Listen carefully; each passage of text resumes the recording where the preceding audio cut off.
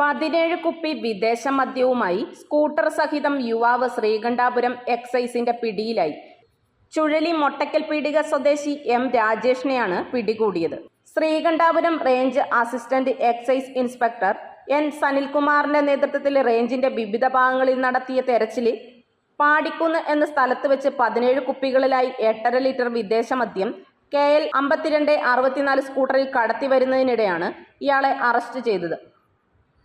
Assistant excise inspector KP Vijayan, preventive officer MB Pradeepan, civil excise ഓഫീസർമാരായ Shefeek MM, Akhil Jose എന്നിവരും സംഘത്തിലുണ്ടായിരുന്നു.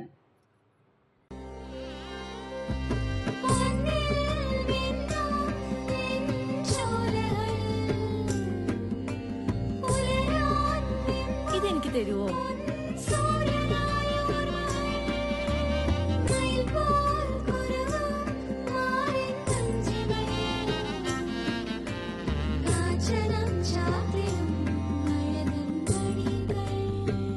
ചില ബന്ധങ്ങൾ പവിത്രമാണ്.